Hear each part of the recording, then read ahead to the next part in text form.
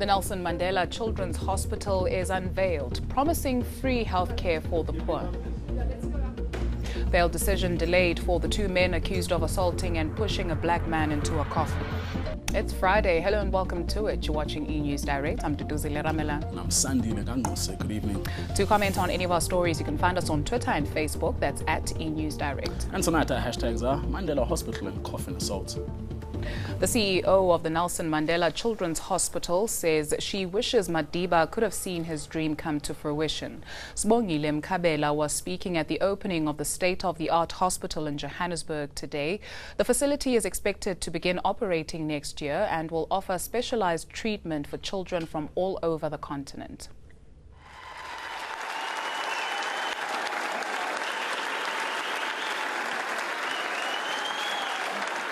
A standing ovation for Sibongile Mkhabela, the CEO of the Nelson Mandela Children's Fund. Mkhabela and her team have spent the last 12 years working tirelessly, raising funds and overseeing the building of the state-of-the-art hospital.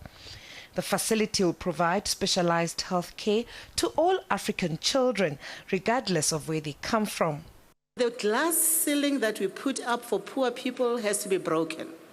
And the glass ceiling is that for the poor, we feed, we clothe, and we keep their basic health care. And we said we need to stretch.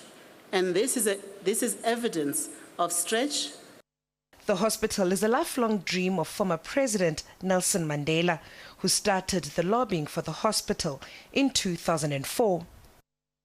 If he were here, he would have said, Diabulela, and I want to arrogate to myself that duty to say it on his behalf. Thank you ever so much. And here it is a reality, and it's going to work. Donations for the hospital also came from children who dug deep into their piggy banks to aid to the humanitarian cause.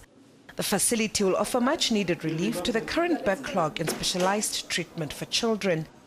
The hospital will receive patients through referrals, and while its services will not be free, no child will be turned away from the hospital if they don't have funds to pay. Government has agreed to provide funding for public patients.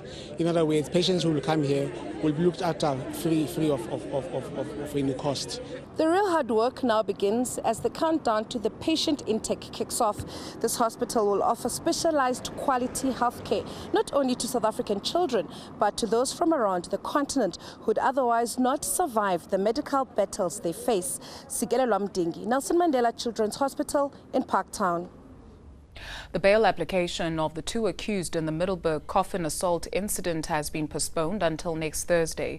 Willem Oosthuizen and Theo Jackson claim they were forced to act after finding Rithabile Mlotshwa with stolen copper cables. The duo are seeking bail before the trial for assault and kidnapping after initially abandoning their application. For the first time in court, Willem Oosthuizen and Theo Jackson put on the record allegations that Rithabile Mlotshwa wasn't simply walking through their place of work when they forced him into a coffin and filmed the incident. During cross-examination of investigating officer Dimakutsu Bahula, the men claimed they were enraged after finding Mlotshwa with stolen copper cables. I would like to suggest to you, madam, that the two accused in fact wanted to arrest Mr. Rithabile because of this. In almost identical affidavits, the two men allege Mlotshwa's actions provoked them. Both of us told him to get into the coffin. He never was forced.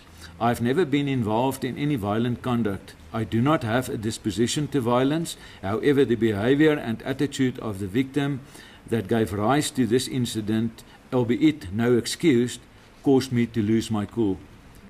The men claim they didn't want to report the alleged theft to police as Mlotshwa had threatened their families. The question of bail was again opposed by the state, and an SMS that has been circulating among local farmers threatening farm attacks if the duo are released was submitted into evidence. Oosthuizen and Jackson argued against this. Your Worship, with respect, the accused are as safe or unsafe in prison as are outside of prison. The matter was postponed for judgment until the 8th of December. We will proceed with this case at 9 o'clock. I'm sure that I will be ready to deliver the judgment. Thank you. You may go down. Quite a chance. Any comments? Are you racist? Are you racist? Are you racist, Mr. Jackson?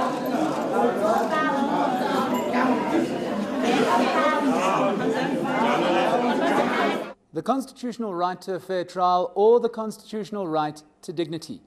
One more week before Oosthuizen and Jackson find out if they will spend Christmas in jail. The Middelburg community and South African society waits with bated breath for the next move in this racially charged case. Nicolaus Bauer, Middelburg. Writing off historical municipal debt could encourage residents to settle outstanding accounts. That's the suggestion of former Johannesburg Mayor and SALGA Chair Parks Tau. Municipalities are owed billions by households, businesses and government departments. Municipalities across South Africa are owed about 119 billion rand. Everyone from households to government departments and businesses have neglected to pay for municipal services. And now former Johannesburg Mayor and SALGA Chair Parks Tau seems to think that wiping off historic debt could be the solution. We require an incentivized system of writing off debt, and that would require particular legislation to enable such incentives to be put in place so that we are able to overcome the recurring problem of our municipalities having growing debtors books. Out of the total outstanding amount, Tau believes only a fraction of the money owed can be collected. But he says government departments and businesses should not be exempt from paying back the money. In certain instances, the monies are difficult to collect. They are impossible to collect in certain instances. So we're not talking of situations where, in fact, both government and business have the capacity to pay, that this should be written off. We're talking about creating incentives for residents to be able to settle their historic debt. Where incentives to pay outstanding debt don't work, Tau says municipalities should have greater powers. We need legislation that is more empowering in terms of municipalities to be able to collect their debt. We require the renewal of the Municipal Systems Act insofar as it relates to the issuance of clearance certificates. We require legislation that enables municipalities to use electricity as a credit control mechanism. Certain to be unpopular, Tau believes electricity disconnections can be the stick if the incentive carrot doesn't work. But that's now Johannesburg Mayor Herman Mashaba's headache. Michael Apple, Johannesburg. 5 people allegedly involved in a ruthless life insurance scam have appeared in the Greytown Magistrates Court today. Startling details emerged in court of how the alleged syndicate hunted down its victims for payouts. These men and women are accused of orchestrating a series of murders to claim the insurance money. The 5, Zamakwake Kanyire, Mandla Kumalo, Fasani Khoza, Jabulile Tladla and Hlengiwe Zuma have been in custody for about 2 months. They're here for a bail application. The state accuses them of harvesting humans to enrich themselves. Life insurance policies were taken out on the unsuspecting victims. 3 people were killed in the past 2 years, while another woman escaped an attempt on her life. The investigating officer's affidavit was read out in court.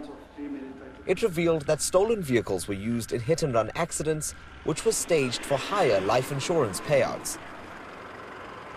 The Hawks say the suspects could be linked to other murders. We are expecting more cases that are coming in now in relation to what is happening here in this court. This investigation is carried out by the members of the Serious Violent Crimes in Pietermaritzburg. They have done a wonderful job. The bail application will continue next week.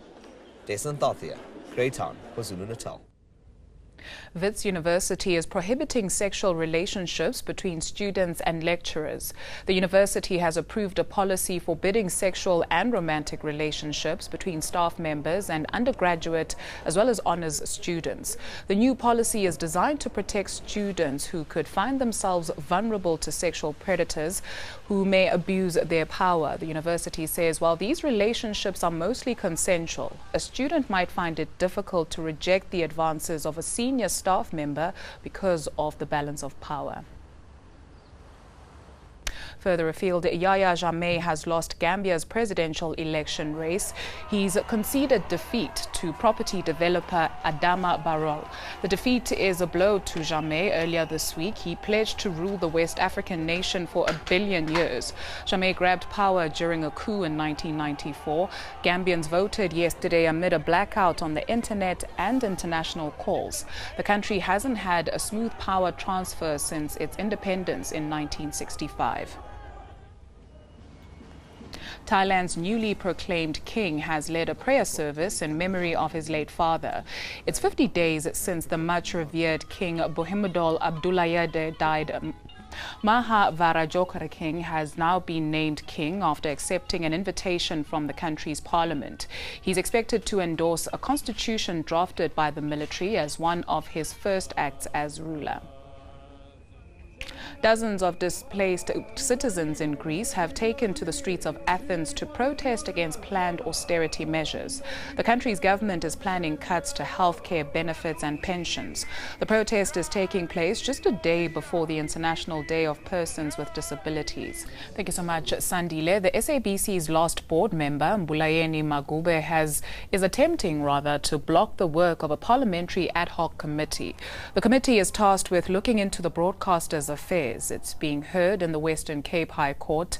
Presiding Judge Siraj Desai raised concerns on the appointment of the SABC's legal representative in the matter since the board no longer exists. Desai also questioned whether Magube was launching the application in his personal capacity. And over 100 police officers have been honored for bravery and outstanding service. Police Minister Nkosinathi Nhleko urged officers to lead by example. Acting Police Commissioner Khomotso was among those honored. He received a bravery award for apprehending armed robbers earlier this year. Pahlane overpowered and arrested 2 suspects at a spa in Dunkeld, Johannesburg in June. If you've missed any of the stories we're tracking for you tonight, you can of course find us on Twitter and Facebook. That's at eNews Direct. Or you can head on over to our website. That's eNCA.com/direct. Your business news as well as your weekend weather forecast after this. Some good news just in for consumers and businesses as South Africa has avoided a ratings downgrade. Ratings agency Standard & Poor's has affirmed the country's credit rating at 1 notch above junk status with a negative outlook. Today's announcement follows reviews by Moody's and Fitch. Meanwhile, debt-ridden Anglo American is reaping the rewards of its shrink-to-survive strategy. The miner has been upgraded by Standard & Poor's on its long-term corporate credit rating after aggressively paying its debt over the past year. Yesterday, Anglo American announced it was selling a 3 billion rand stake in Exxaro to reduce its debt levels. It's the 4th sale of a business in its shrink-to-survive strategy. Since the plan to sell its assets was unveiled, there's been a rebound in bulk commodity prices, boosting Anglo's cash generation and profitability. S&P downgraded Eskom's credit last week. With that, let's see how the markets have performed.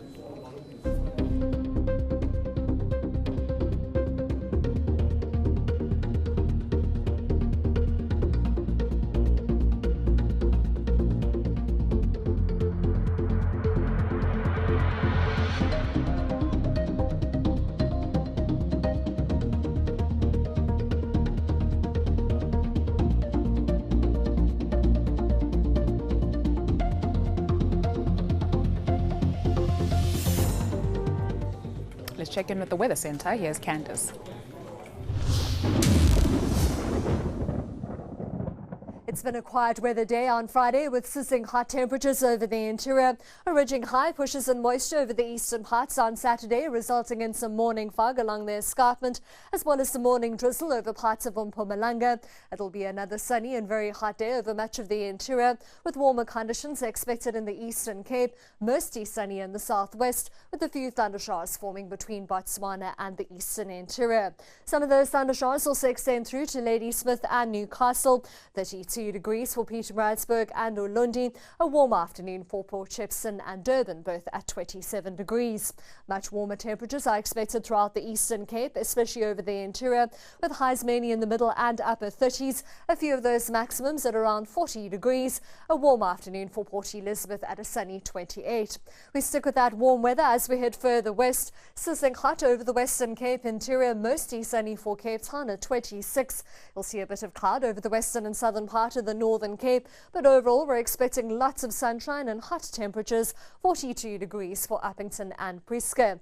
Hot weather returns to the Free State, 38 for Verriesmith, 36 for Bloemfontein, with a dry forecast other than a few thundershowers for Harrismith at 28. You'll see thundershowers for much of the northwest, except over the western parts where Vryburg remains mostly sunny and hot at 40 degrees. You'll see thundershowers over the southwestern part of Limpopo, mostly sunny and dry for Polokwane at 27, with some morning drizzle for Bombela, but a partly cloudy and warm afternoon at 27. And then you'll see thundershowers as we head towards the high felt with highs in the middle and upper 20s. Maximum temperatures peak in the low 30s for Gauteng on Saturday, with up to a 40% chance of thundershowers. On Sunday, we're expecting a bit of cloud over the southern parts, with thundershowers in the northeast and hot temperatures, and you'll see some rainfall for Durban at 27. On Monday, light rain is forecast along the east coast with a hot day in the west, and then we'll see thundershowers over the central and northeastern interior. That's all from the Weather Centre for now. Have a lovely weekend. Thank you, Candice. After the break, an Egyptian geologist has transformed his home into a fossil museum, and it's open to the public. An Egyptian geologist has turned his Cairo home into his very own fossil museum. Yep, and he spent his career collecting samples of rocks and fossilized trees from around the world. And it's now open to the public. In the sprawling garden of Egyptian geologist Mohammed Al-Ghazar's home are the preserved remains of plant and animal species that existed millions of years ago. The 70-year-old scientist has been collecting rocks, fossils and minerals for decades, and he showcases his findings in his home in Cairo. Most of the items on show were collected by Ghazar on research trips. And now his home is open to the public for all to see. How were they collected? Well, honestly, a lot of people helped me collect these rocks. Of course, I visited a lot of places in Egypt, such as the desert oasis. The oldest fossil I have is around 570 million years old. Someone sent it from me abroad, and it's called a trilobite. This is the oldest. Ghazar said he was inspired to transform his villa into a museum while visiting similar sites in Mexico, Brazil and Russia.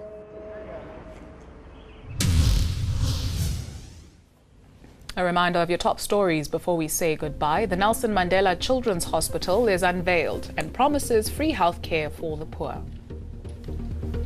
Bail decision delayed for the two men accused of assaulting and pushing a black man into a coffin. And that's our lot for the week. It is indeed. Rhythm City's up next. We do love to hear from you. You can send us an email to enewsdirect@etv.co.za. Well, of course, you can just talk to us on Twitter and Facebook. And the handle that you need is @eNewsdirect. Until Monday night, have a fantastic weekend. Bye-bye.